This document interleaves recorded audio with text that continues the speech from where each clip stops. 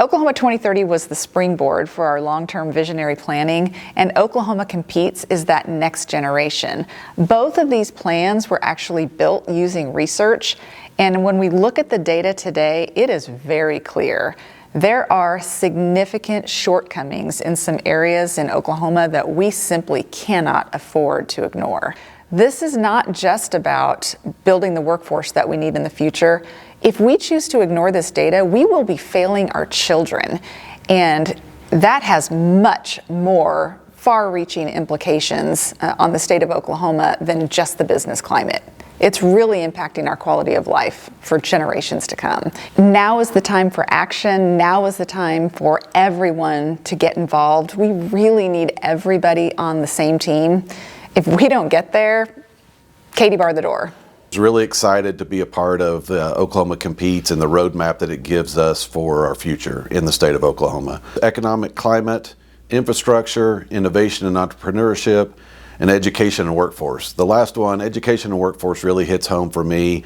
In addition to my role in governmental affairs with Phillips 66, I've been a board member in Bartlesville Public Schools for the past 16 years. Really gives me an insight into kind of what the future needs are for us from an education standpoint, and how do we align those with the needs of business and our economic development efforts. We're wanting to move from a spot that we're not real pleased with to, where we can dream, and so that's going to take alignment with all different interest groups, and so everybody that has a role in this function needs to be pulling on the same rope, and really excited about where we can go from here. We've run out of time. We've put a lot of this off for far too long. The time is now. We've got the right people in the right places committed to making this a reality. It's on us at this point if we don't get there. We have fallen behind in technology. We have lagged in not only the sustainment of high-tech jobs, but in the creation of new ones. The multiplier effect on those jobs are obvious in terms of being high-paying, generating intellectual property, creating companies and ideas and entrepreneurship opportunities around all those to create more and more depth in these areas for us to continue to layer onto our already diverse economy. If we do this right, we'll set an enduring plan for the state that will outlast political cycles.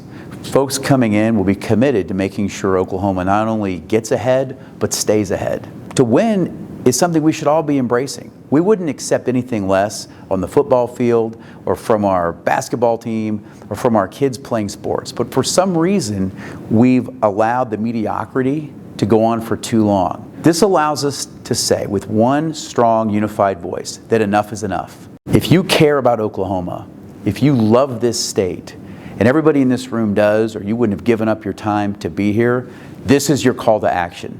Now is the time to get into the fight, because if not us, who? And if not now, when?